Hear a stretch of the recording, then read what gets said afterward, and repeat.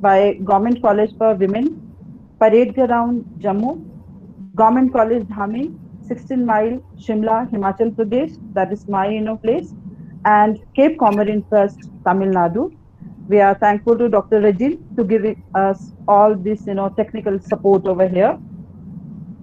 From Cape Comorin Trust, we have people, Dr. Shubhra Jamwal, who is all the time, was with us, and she's here with us. Welcome, Dr. Shubhra. We have Dr. Abhimanyu from Cape Comorin Trust. So, Dr. Abhimanyu, welcome to you too. And I also would like to extend my heartfelt, welcome to our resource persons who are with us. Dr. Kalpana Rohit ma'am is there. Dr. J. Mangai is there, and Dr. Piyush Kamal Sinha. We all extend a heartfelt, welcome to you virtually. I wish it could, if it could have been a physical, thing, we could have, honored you with some other, formalities.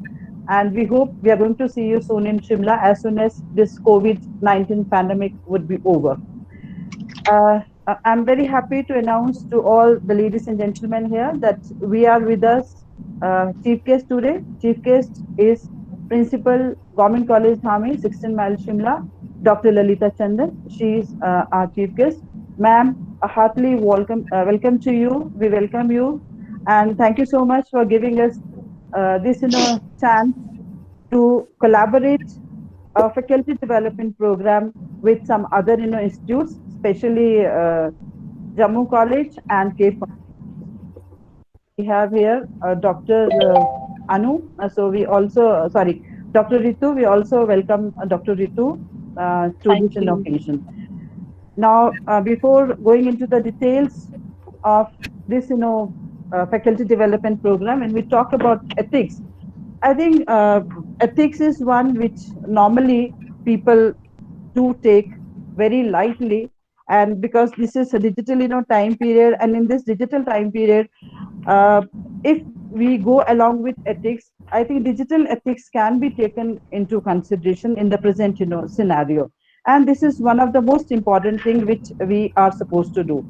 If we go to English, literature, because I'm a literature, person, if we go to that, we can see George Bernard Shaw, one of the playwrights, who says, now that we have learned to fly in the air like birds and dive in the sea like fish, only one thing remains to learn, that is ethics. To live on earth like humans. I think we had forgotten this, ethics somewhere, and that's the reason why we are now stuck with this pandemic, that is COVID. The words ethics and morals, they have been derived from Greek word ethic or ethos and Latin word mores respectively. And ethics, which is defined as customs or habits that systematically analyze the moral life of a person. Like we say, ethics to the government is law, ethics to the philosopher is a concept, ethics to religion is morality, even ethics to God, that is obedience. So today in this material world, I think physical comforts, they are actually superseding over the spiritual content. So value-based education must be impacted, and elders for steering our life towards a concrete direction with profundity and meaning. So ethically, I think right people would act with integrity, honesty, courage, and generosity. And this is what is really required in today's times, while in maybe in teaching or maybe in research. With these, invite our chief guest of the day, Dr. Lalita Chandan ma'am, to say a few words on this faculty development program. Thank you, Dr. Anita Sharma. Good evening, all. Dr. S.P. Saraswat, Principal Government College for Women, Jammu. Dr. R.S. Regan Sylvest, President, Cape Comorin Trust, India. Resource persons and all the participants. It's my proud privilege to preside over the inaugural session of the 7 days International Faculty Development Program on Ethics in Research and Training, organized by Government College Dhami in collaboration with Government College for Women Jammu and Cape Comorin Trust, India. During COVID pandemic days, when everything is coming almost to a standstill, the idea to organize the faculty development program is very, very appropriate, and I think the most fruitful one. This program will help in motivating and improving the performance of faculty members in research, teaching, administrative, as well as organizational capacities and culture.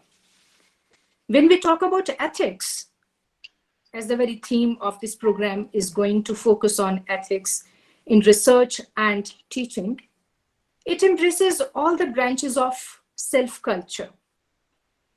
Ethics is the mistress of life.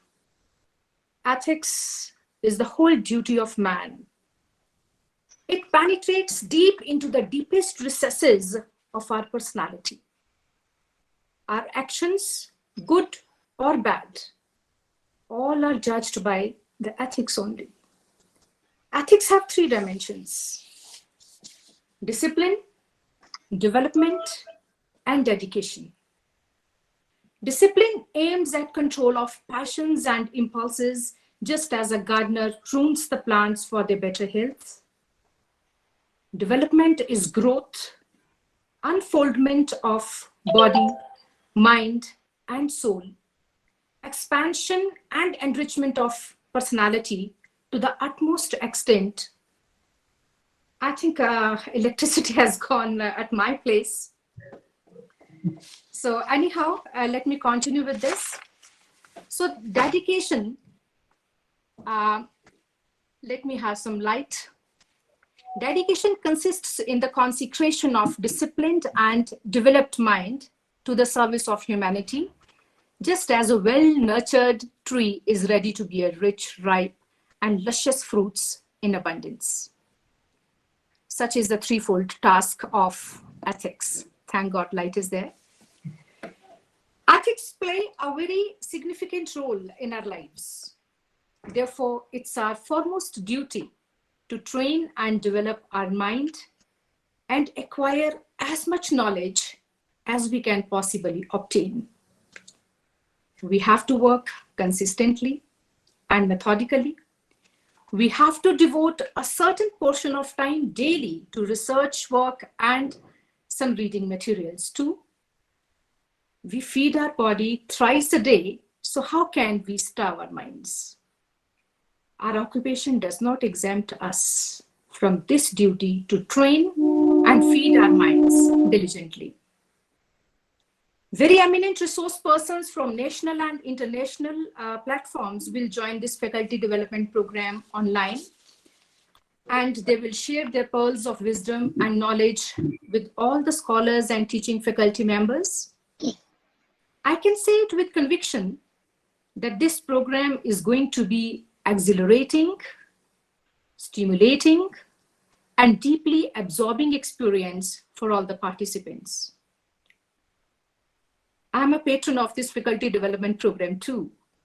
So as a patron of this program, I would like to extend my heartfelt thanks to Dr. S.P. Saraswat, Principal, Government College for Women, Jammu, and Dr. R.S. Regan Silvest, President, Cape Comorin Trust, and last but not the least, the faculty members of my own college, that is Government College Dhami at 16 Mile, for their diligent efforts and unstinting support in designing and organizing this program.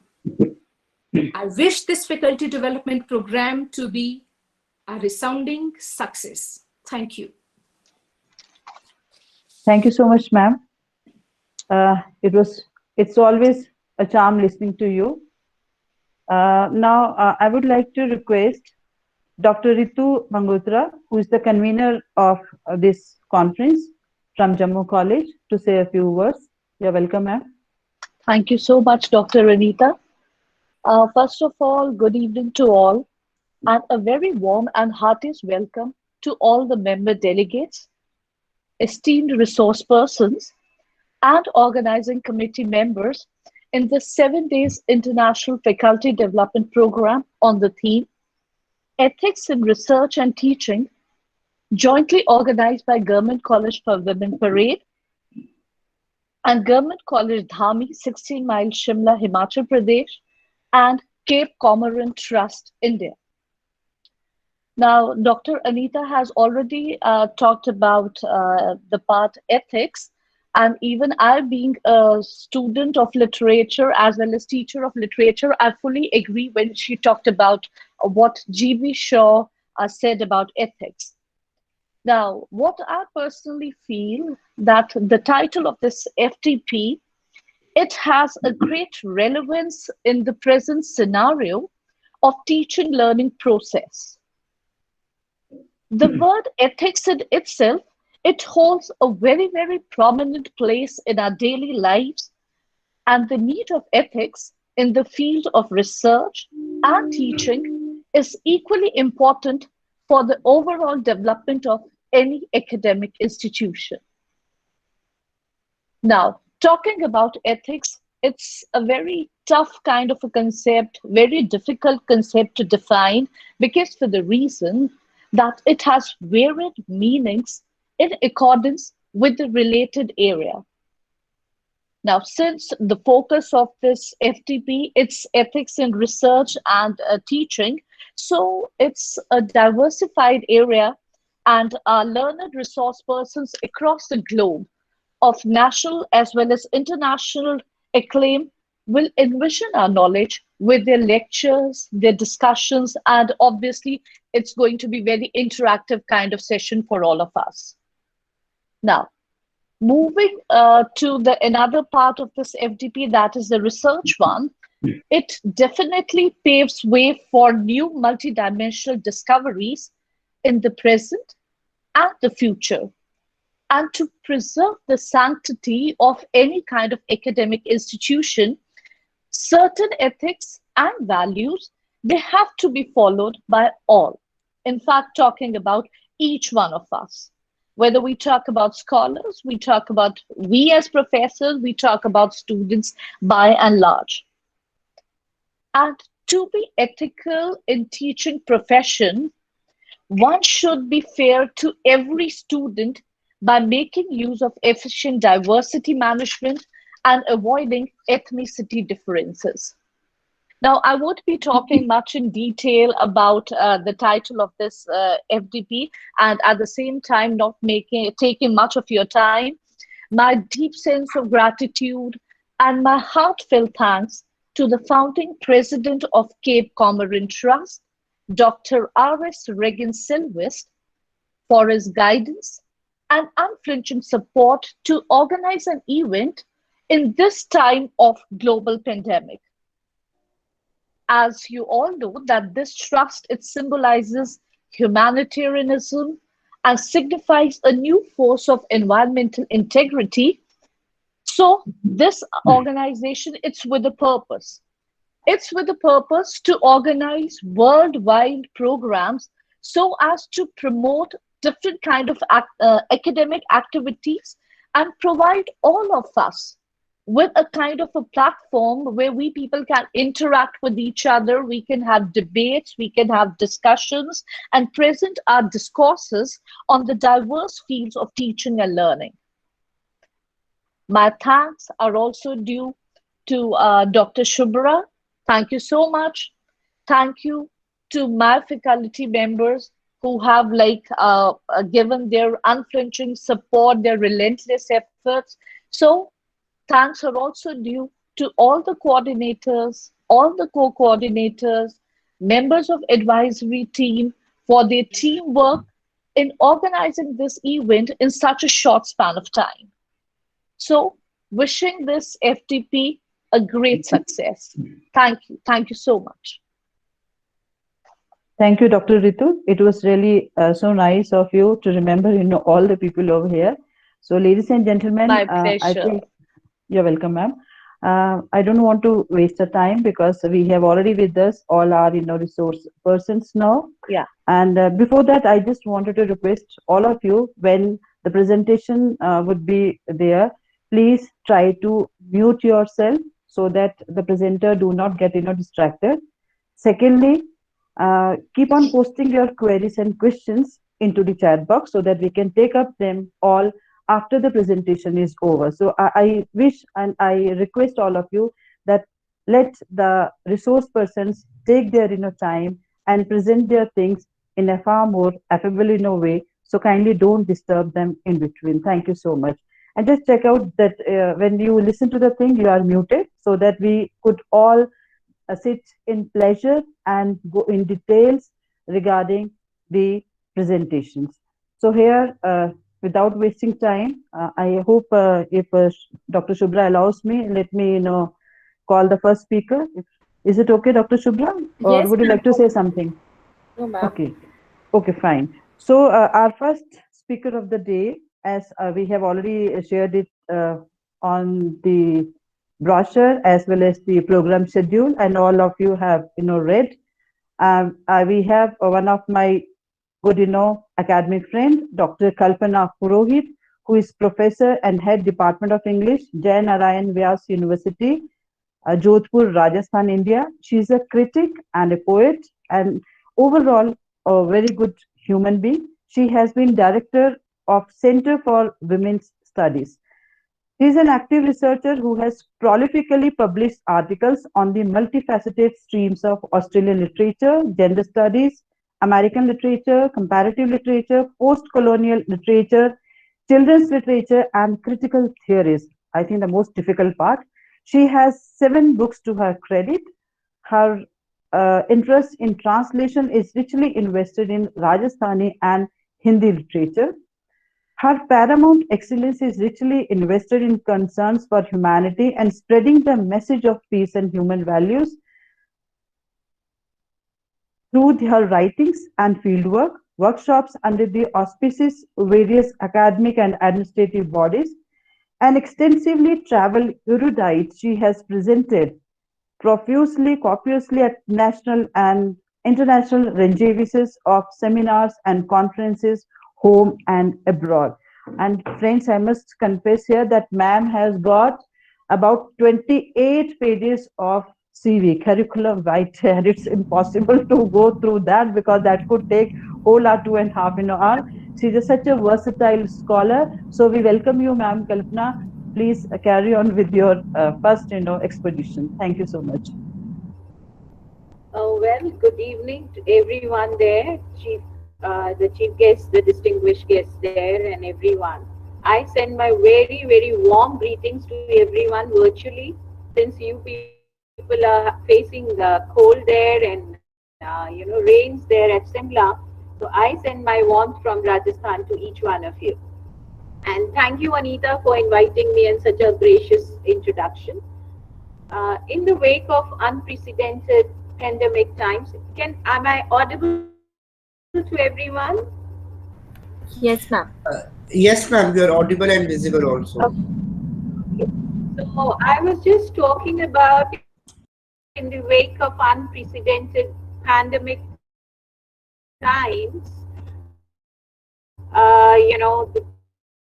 when you have all doors shut to human touch, and I guess the human mind is very fertile and it stirred its creativity, opened its numerous windows wherein the communication flowed freely, and we have an example here today. Let me confess at the outset that I had my reservations all the time for this small screen, which act as a middleman between you and me, to reach out to you people. But I guess adjustment. Adapt and adopt is the imperative lesson for all of us today in the existing situation. Life changes, it is dynamic, and we are all on the move. A wise person is someone who flows with time, and I guess I'm a wise person today. So if we do not change, we don't adapt go with the times, then I guess we do not grow or prosper. And this is very apt for people who are in academic world.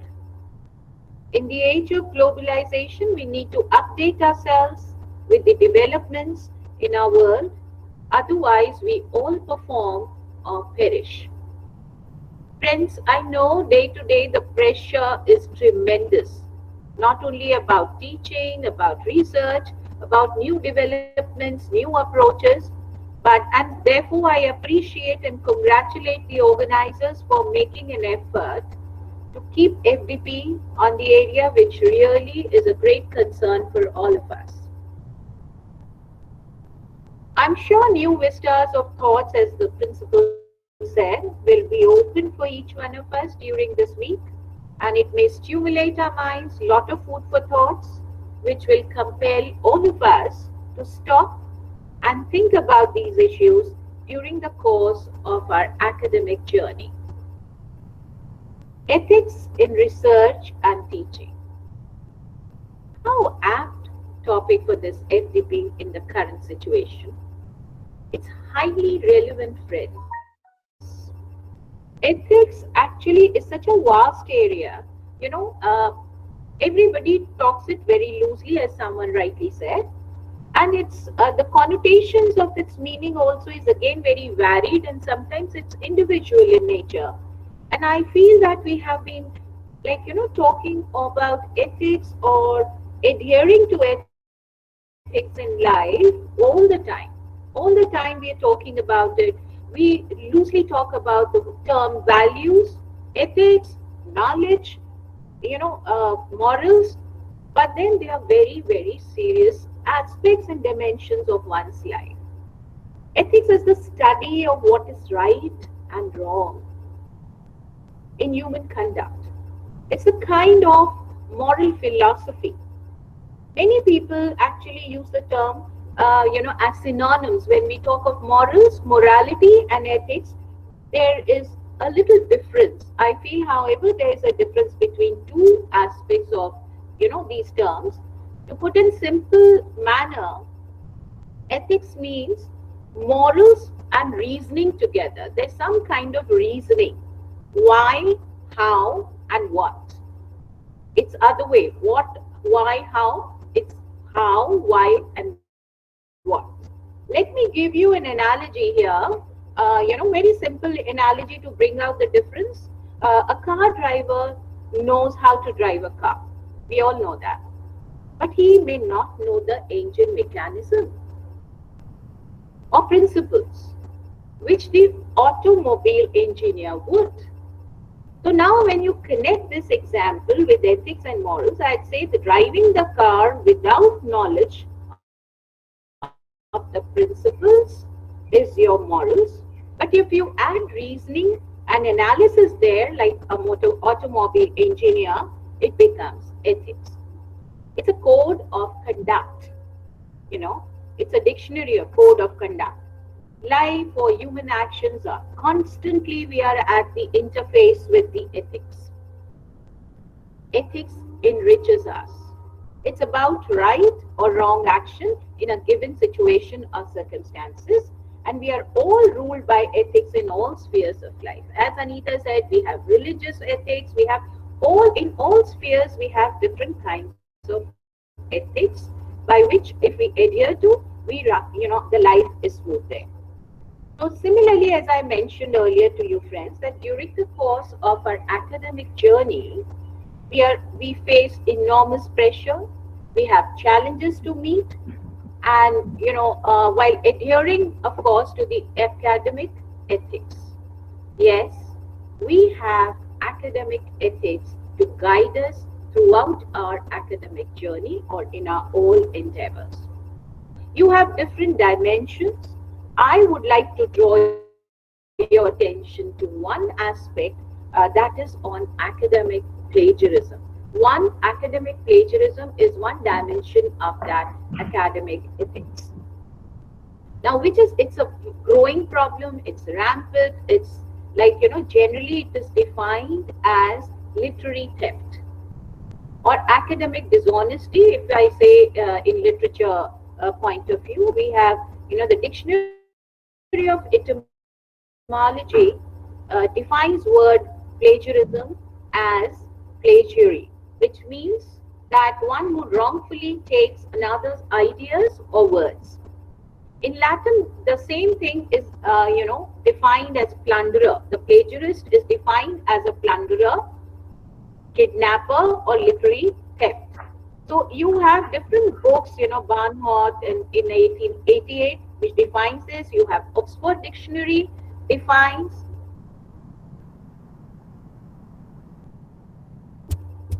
uh, I quote, taking the work or idea of someone else and pass it off as one's own, which is very common, not only our teaching methodology or pedagogy, we've been doing this, and also we find the same thing in research articles or thesis for that matter. Most of writers have given the definition that exists in articles and dictionaries, and they present what plagiarism means or what plagiarism is. You have number of writers, to name few. You have Ashworth, Bannister, Thorne, Wilhite, Richardson. All of them opined in general that it was a form of intellectual theft. But they try to reason out also for this behind why plagiarism happens, why people do plagiarism, and they also defined it about its interdisciplinary nature. But however, it's widespread day by day, and parallel to this, maybe different reasons that might lie behind this academic dishonesty. Whatever the reasons are, let me define in short that it is the unauthorized use or imitation or cheating or whatever imitation of language or thoughts or opinion of another person or author, and present that as one's own original work. And in the academic world, it is known as plagiarism, which is a serious offense that can result into expulsion or suspension. There have been cases in number of universities around the world and of course in India where there is a violation. This is called a violation of academic ethics. People, of course, the reason people try to find out, sometimes they lack awareness about this plagiarism. What it is, many of them don't know. Or even if they know, they continue to indulge in this practice intentionally or unintentionally. They ignore the rules of academic writing.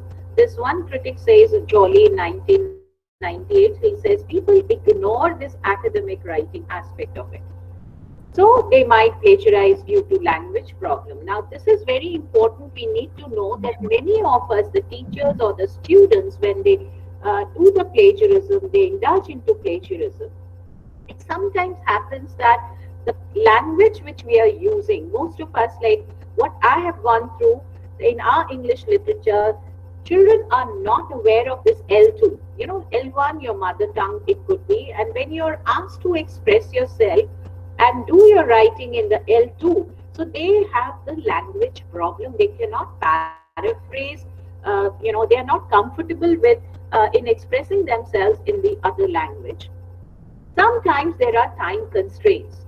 Now, time constraints, it's not only for the students or teachers, of course, when we teach in the classroom, we have a time constraints to complete our syllabus, to reach out to the students in a given time, but as well as we have time constraints of submitting our articles, we have time constraints of submitting our thesis, we have time constraints of, sometimes we are waiting for the promotions. So we have all time constraints working with us in our lives, and that perhaps sometimes pressurize, motivates, forces us to indulge into plagiarism. Another very important thing, because once you get into this practice, it's an easy way out. It's an easy way out. You simply take other articles, and then sometimes there are people who lack ideas. They don't have ideas of their own, and they need promptness. So what they do is they indulge into plagiarism. Sometimes when we come across our colleagues or our students, they lack academic skills. They lack academic skills, and of course, they require it for their promotions. All academic skills they require for your promotions, and therefore you have copy paste, you have disguise, you have alteration of writings. All these kinds of examples or activities that lead to the action of plagiarism. I fully agree, that when people say academic papers, when we deal with specific areas, they are to be organized and systematically developed with lot of references and all. I fully agree with that. They are to be organized systematically. They have to be accompanied by logical thinking. They have you have to elaborate your ideas. You have to elaborate your areas, and so therefore we need references. We need varied opinions. We need interpretations. We need analysis. Now, what is happening is this is absolutely fine when we enrich our teaching, or when we enrich our interpretations, or writing our articles. But what we are doing is we are presenting as our own. It could be certain sentences, certain phrases, certain paragraphs, and that is a kind of a violation of academic ethics. Especially the current widespread use of internet, mobiles, wireless devices, that has made easier to access information illegally, and of course at the same time it has become very difficult to even control and detect where the plagiarism lies. People continue to copy despite they believe that this is unethical. And no doubt, of course, when we talk about internet, it's easy access, it's a great help to people where there are no libraries. It can transmit information around the world on one hand. But at the same time, we see rampant illegal and dishonesty in academic world prevails. In literature, you find many types of academic dishonesty that has been observed. And not only copying, but working in collaborations, completely or partially copying some assignment. And of course, very dangerous, paying someone to do your assignment, etc. Copying from internet into their works is not considered plagiarism by some people. I have to talk, normally when I talk to the young, scholars, many of them have opinion that taking from internet is not plagiarism. And ironically, you will find that some of them believe that it is not plagiarism unless they are caught. And who decides? Who decides that they have, so these kind of practices, friends, I feel, needs to be combated and kind of confronted all the time. There have been prominent attempts, I find, to detect the plagiarism and punish the plagiarists through certain set of ethical rules in the higher educational institutions. And it's our duty, of course, to discourage attempt to plagiarize works and strict in implementing rules. Now, grow awareness, we have to do this among our students and colleagues about this. We should take precautions and tell them that it's a serious offense. And many universities have taken steps, to sort certificates when I'm sure most of our universities are doing now, from the scholars, taking the report before they submit their thesis, we even take that plagiarist kind of a certificate from them. Likewise, you have many reputed journals ask for certificates of original writing before publishing their articles. Now, rules of plagiarism have been also made in our country, as quoted in 2018 at the website of LUK TSIPL. Now, copy entirely from library or other sources. You have copied paper entirely from other papers, parts of paper from variety of sources. You have L1 and L2, that is translating from your mother tongue to the target language in which you are expressing. You copy some paragraphs and sentences. In fact, if you are even trying to take or copy some paragraphs or some sources from your own article which you have previously published, all these sources need to be quoted. Authors have to be acknowledged, you know, and this needs to be inculcated, instilled in our students. The academic community is currently giving a lot of attention to increasing the awareness about academic ethics. We teach plagiarism as a component in our PhD coursework. I would advise here, I suggest that we need to incorporate in our syllabus at PG level so that the students get aware of ethical codes. You know, when we give them assignments in semester system, we encourage them to go for 4 5 books. They even started getting from internet. We all know that they have submitted their, you know, by taking from the internet. We should discourage that. We should discourage them and, you know, make them aware of the ethical codes, the academic misconduct, and how plagiarism is a serious offense.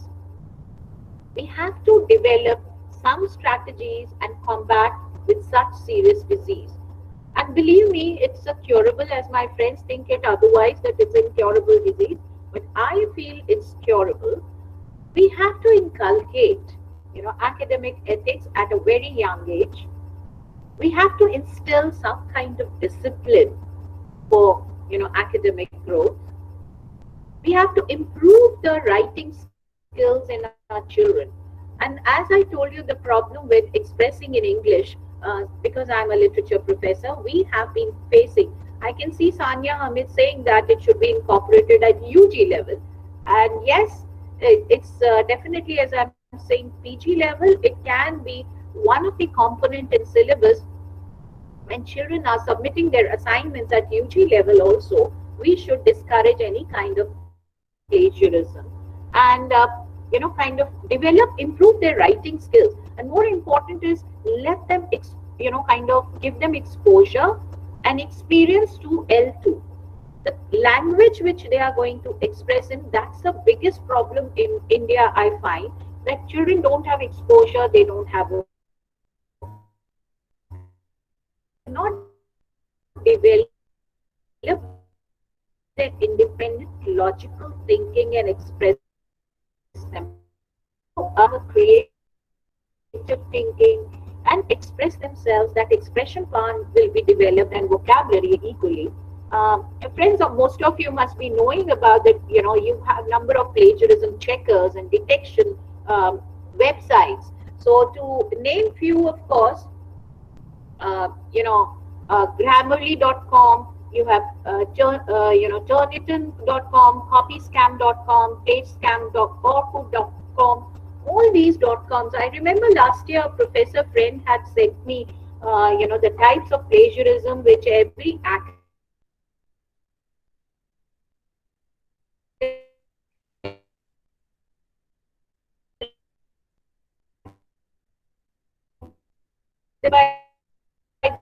these checkers, you know, websites, Dupli checkers and Turnitins, they classify, how they classify the plagiarism. 10 types they have, you know, before they generate the report to us, they locate these 10 kinds of plagiarism, these all websites, the checkers we say. And very important is clone. They term it as clone plagiarism. Cloning plagiarism is also called identical copying. You know, one person copies another work toto, word for word in verbatim without any change and claim. And he claims this as his own work. So this is very dangerous for academic growth. You have remix kind of a plagiarism, and one person collects information from various other sources, mix them together in a single document, and then claim it as her or his own. Another is, of course, you know, triple. In the written document, you find a significant portion of text copied from any other single source without any alteration, and then you, you know, present your work. Hybrid, of course, they write these terms in the reports also. Hybrid type of plagiarism is perfectly cited source document. They are all copied and arranged as a new document without citation. You have find replace plagiarism, changing the most common keywords and phrases in the copied content not making any changes in essential document, and that is called find and replace. Recycle is another kind of self-plagiarism, and it refers to the act of borrowing from one's own previous document. As I referred, that from my previous document, I present it without a proper citation from my earlier paper and present it now. And another thing is mashup. Now, mashup, as the title suggests, it's mashing up all documents, copied from more than one source, mix them together without any citation, and it's called mashup. Very dangerous, of course. It's a criminal kind of plagiarism. They say it's 404 error. This is the 8th important type. Person creates a document by copying from various sources, prepare a single document with a citation. Imagine, with a citation. Some people think that nobody would check it, so we quote and put a citation there, and it turns out to be inaccurate where you have not a non-existing resources, and that's where we say it's 404 type of plagiarism. Another kind is a written document which includes the proper citation, but it does not contain original work. Then it is called aggregator plagiarism. You give the citation, but you don't give the paraphrase or from the original work. If all the written documents seem perfect with proper citations, but still the document resembles somewhere with another original text or structure or wordings, then it is called retweet plagiarism. These are major websites, and how before going through their report, they these are the 10 major kind of plagiarism common types which before generating their report they do it.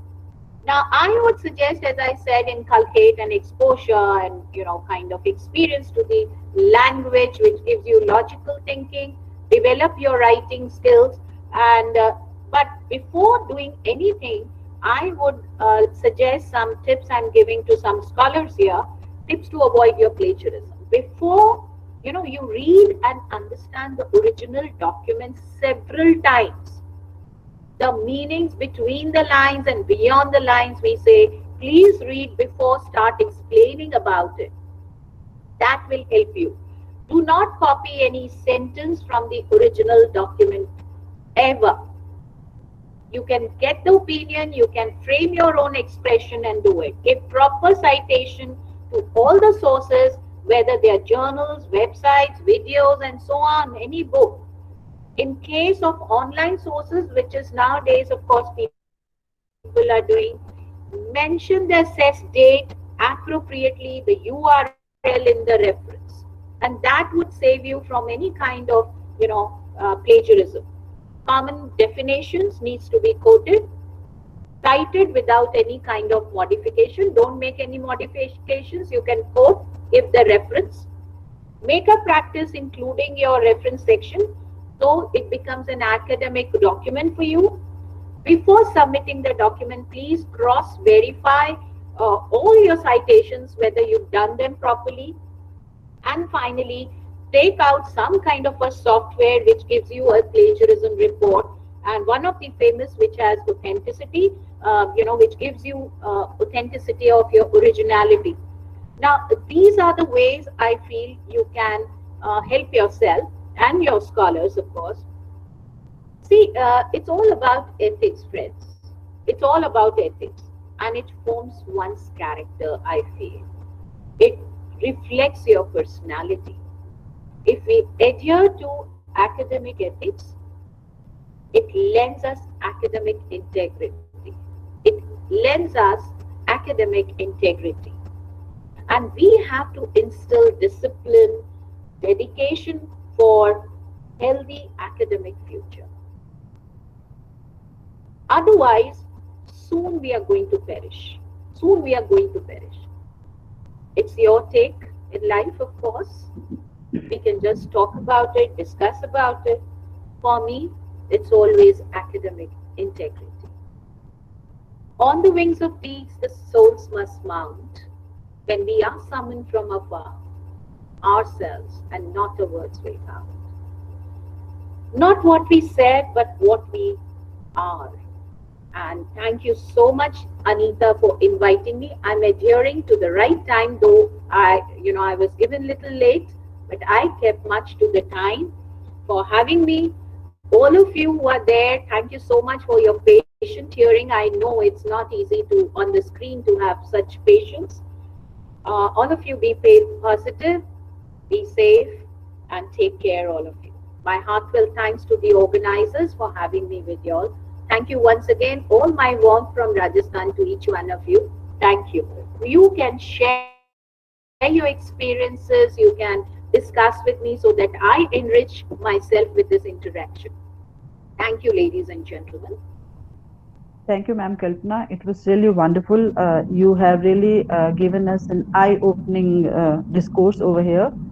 And the last thing which you said in the conclusion that really appeals to me a lot when you said about the character. I think I just recollected Martin Luther's those lines that let us be actually known with our characters, not with our colors. I think similar things happens in research and teaching also. We must be known with our character of our content, not with the things which we have acquired from others, or what we say the plagiarism. And ma'am has in detail talked about the ethics, the plagiarism, the types of plagiarism, and how to avoid that, and how to go and be a better researcher so that you don't really perish, as ma'am has said again and again. Ma'am, it was really excellent talk, wonderful. So many, I think, compliments are being there in the chat box, but we have few questions. Let's take those questions. They're really wonderful. I think the first question, which was there, uh, because so many It compliments are was a coming up. pleasure. Certainly, it was a pleasure, Anita's. I know I could have been, I really wished I could be there, in person, but then I guess Yeah, we could have virtually. enjoyed your Nice company, to no see doubt. all of you. Such Yes, lovely ma'am. faces I can see. Though they're Thank you very so small. much. Soon, pandemic would be over, and we are going to have a physical, conference in Shimla, and all of you would be here with us. Ma'am, there is a question from Yes. Alina Datta Roy. She says, "Hello, ma'am. While writing, when we refer to some organizations and mention about their vision, mission, or objective, we usually can't change the language. But then when we quote it, does it come under plagiarism? Especially Sorry. Can objective you and repeat the vision." question? Yeah. So she's asking if we directly quote those vision, mission, and objective of some other organization into our perspective. So does it come under plagiarism or not? You have to acknowledge the source.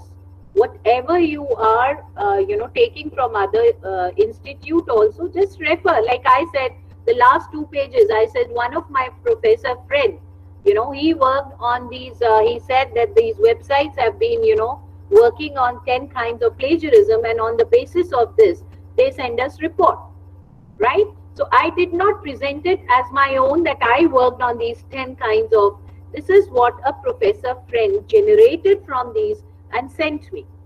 He said, these are the, like, sometimes we in discussion we say, so I always feel that wherever there is no harm, even if you take help in the objectives from other, kind of institute, but refer to that. There is nothing wrong in it in accepting it. Thank you, ma'am. There is another And you have question, to be ma'am. truthful, Anita. You have to be truthful. At the end of the day, you have to be Yeah, truthful to you're right. yourself. Sleep, have a good sleep that you did not refer as your own. Yeah, you're right. And especially the mission and You vision, can. they can be modified. You Exhausted. can take the basics from other organizations, Exactly. but you have to That's modify what I them for said. your organization. Yes. Uh, Exactly. Thank you, ma'am. Exactly. Thank you so much. There is another question, ma'am, from Poonam Rinta. She's saying, "Hello, ma'am. If any part of any publication is copied and is also acknowledged, does it also come under plagiarism?" Uh, it won't come under the plagiarism if you quote and say that this is taken from so and so. Yes. So I think, and so many compliments are there. These are the only two questions which I could see into the chat box. Thank you so much, ma'am. It was really wonderful. You can give my email if anybody has further questions, because I'm not very good at, Ma'am, you can. Okay. I'll type it over here. Your mail. Uh, in the chat Yeah, box so do that that. people can have a look, or we can share it in the group also. We have WhatsApp group. We can share the email ID and everything over there. So, ma'am, That's Kalpana, wonderful. thank you That so would be. much. You're a wonderful It was manager, equally especially wonderful. time Vidisha, manager. a pleasure. And my Although journal, we have eaten it your, may I come think, 10 arrive minutes, tomorrow. but still you were in So you time. have your article in my journal, and it will arrive tomorrow. So maybe in 2 days' time, with the Okay. final, I'll post you. Thank you so much, ma'am. Thank you.